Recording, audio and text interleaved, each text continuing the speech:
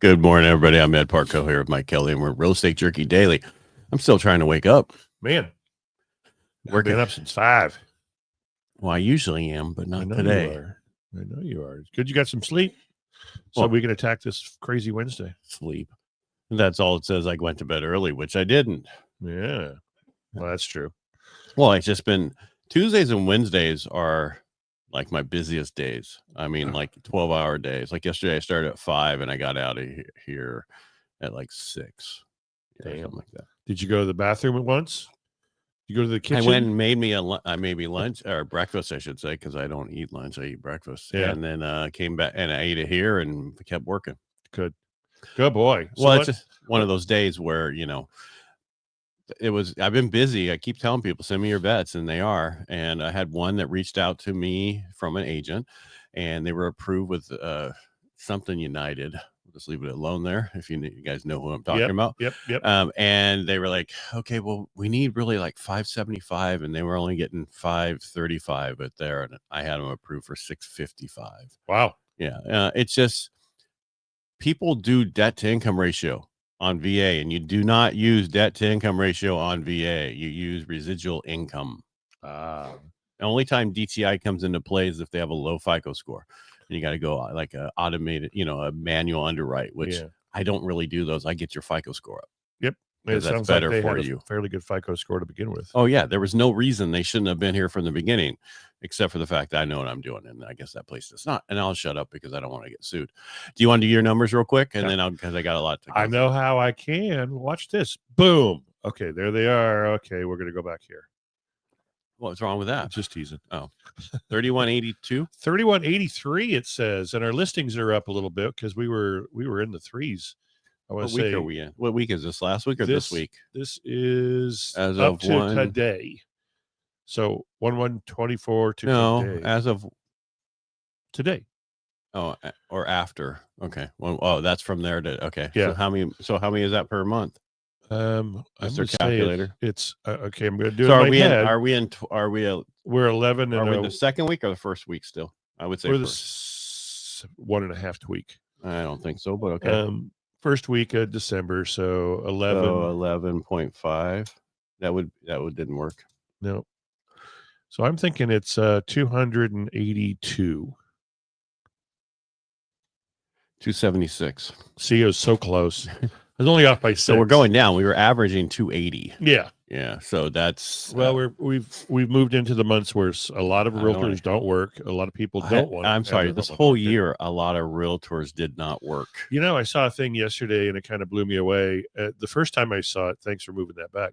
The first time I saw it, I thought it said 74% of the realtors in the nation had not done one deal, and then I read it again in a different format. And it was 47%. So I don't know which one was correct. I read something a while back. 74% of agents have not closed more than one deal this year. This said a deal. Yeah, one deal. Yeah, one deal. Uno. That means they're not working. To me, it means they're not working. They're working another job. To me, it means maybe some of that percentage is appraisers or lenders who have real estate license but don't sell. No. And it also means people that this is their second income and their fiddle fart income, and they're not really working. Right. I think people who are full-time are now part-time doing other stuff because they can't make a living with doing one deal. Even one deal a month, you can't really make a good living. No. Yeah. What song was that? I don't know, but I'm going to get into my news. Get into your stuff. All right. So news for inflation and stocks and mortgages. So let's break it down. All right. So let me get over. I want to make sure where our numbers are now. All right. So stocks started the day on a positive note. The Dow was up 89.98 points at 44,337. The S&P is up by 29 points, 29.76. I don't know where we are right now. We could be down, but because I know where the next one is. The mortgage bonds were up by 13 basis points this morning and now are only up 2 basis points. The 10-year started at 4.22, and now we're at 4.24, kind of going in the wrong way for mortgages. Direction. Yeah. The consumer price index, which measures inflation, rose by 0.3 for November, matching the expectations. The annual inflation rate went up slightly to 2.7%. The core CPI, which you take out all the expensive stuff, the food and energy, also increased by 0.3 to stay flat year over year. Yeah, so nothing major there, but nothing amazing there either. Mortgage application report, so the Mortgage Banker Association reported for the week ending December 6th. See, I actually get the week ending in my stuff. Overall mortgage application increased by 5.4%. Purchase applications fell by 4% this week, but are 4% higher than last year. That tells you that not a lot went on last year at this time. Yeah. Refinancing applications jumped by 27% this week and are 42% higher than a year ago. Nothing like September, where we were 200% higher. And so a lot of people took advantage of the September rates, and we still haven't gotten back there. Yeah. And it's sad. Not everybody jumped on that. Well, no, because people were like, "Oh, well, I want to wait till probably it going to gets go lower. Yeah, I'm going to jump on it. Let's wait till they speak on September 18th. Oh, too late. Right now, going forward, you should have your loan in ready to be refinanced with a trigger point, and have a trigger point and say, "This is where I'm at. I understand we're not going to get the lowest. That's okay. I'm looking for do this in steps, and the cost needs to be hardly anything, because there's no reason to do a refinance with a lot of costs, and then you're stuck in that that new loan and that cost for 2 years when you can take advantage of it. So I do it without escrow title fees. I do it differently than a lot of people, so that way your only cost is the new impound account, and if we're going back to the same place, then you don't even have that cost because they just move it. Right. All right, top housing news, or I should say top housing markets for 2025. So even higher home prices and mortgage rates, and even with higher, I can't even talk today. Well, I got to go back to bed.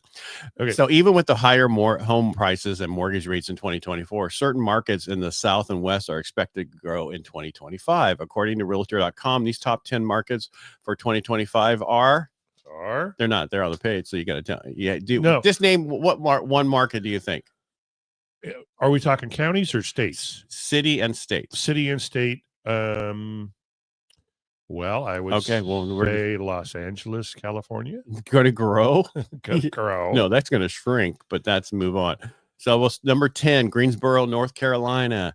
Number 9, Atlanta, Georgia. Number 8, Phoenix, Arizona. Number 7, McAllen, Texas. I can't even say that. McClellan. Thank you. Number 6, Orlando, Florida. So I posted a video that I cut up. Marsha's like, "Don't put stuff out there where you mess up. It needs to be perfect." I'm like, I mess up all the time. It's got to be who I am. Deal with it. And people appreciate the fact that, you made a mistake. All right. So number 5, Richmond, Virginia. Wow. Number 4, El Paso, Texas, where the salsa comes from.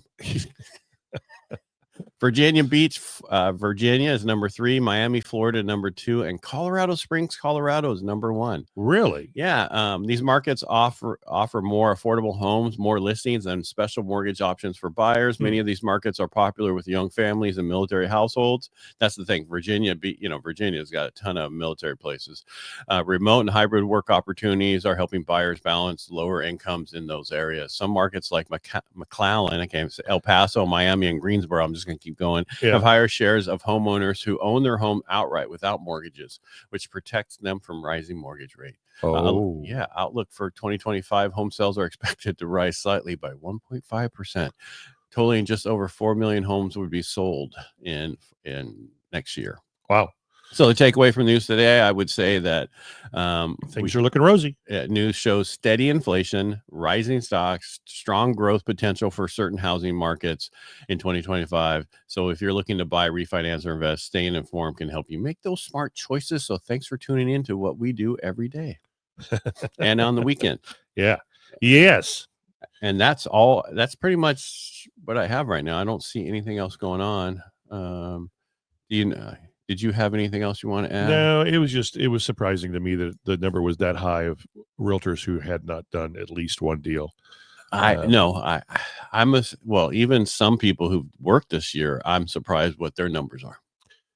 True. There are, yeah. I mean, it was a bad year. I mean, overall, you're just lucky you had a lot of people die. By the way, I am a certified probate and trust salesperson. So realtor, I have passed the classes and I have a certificate to prove it. And I focus on VA, business owners, and reverse mortgages, and I have the scars to prove it. Yeah, you do. And thanks for everybody who's been sending me their vets. I appreciate it. Send me more. I want to help more of them. That's my goal. Let's get them into homes now before the market moves to where there's so much competition. Nobody wants to take their loan because they don't understand how great that loan is, and they just don't get it. And if you've lost a loved one who owns a home but didn't plan ahead, contact me. I can put you in the right direction. Or if you own a home and you're older, talk to Mike and he can get you set up to where you have the stuff in place, and then we'll be there to help you also. Absolutely. Yeah. So let's plan ahead for the future the right way. And make it easier on your offspring if you have them. Yeah.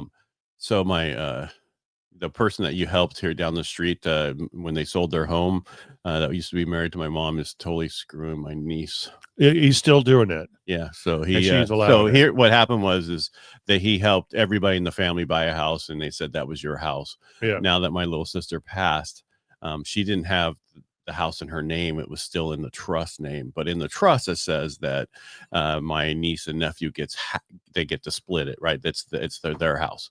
And it's, because we go to, if she dies during this whole, before he did, the house is still there, and then would go to her heirs. Well, now he's saying, well, no, I gotta, it's in the trust name. So he has total rights to do whatever he wants. Nobody has a copy of the trust. You'd have to sue him. Mm-hmm. And basically he's like, oh, I don't know if I'm ever going to give you any money because of the cost and what it's costing me. And there's two mortgages on there, which there isn't.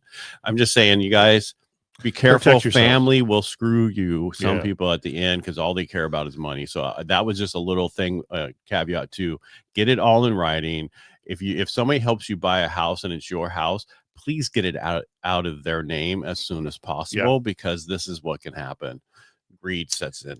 And that's the same thing that happens with refinancing. Greed sets in, and they're trying to get the lowest payment instead of doing what's right. Money helps create evil. It's just people, they see the cash and they're like, no, I really want that. I need it now. I'm really hurting. I still have friends saying, are you serious? You gave your sister all the proceeds? All of it? Yeah. I got reimbursed for what I spent. Why would you do that? Because I made my dad a promise. Oh, well. And even though he was dead, and I don't fear him coming back, although, man, if he did, he would kick my ass. But I'm a man of my word. So I promised something and I kept to it. My sister thinks I was a liar and a cheat, and I had to show her the receipts. And I'm like, okay, here you go. And actually, I forgot $5,000 that I spent that I didn't get reimbursed for. So I blame myself. Oh, well. Well, someone's got to blame somebody. Keep on moving. Yeah, keep on trucking. Hey, kids, make it a great Wednesday. Yeah. Thanks for being here. We appreciate you all. Reach out if you have any questions, and thank you. Make it a great day. Peace out. Bye. I'm just going to keep moving around.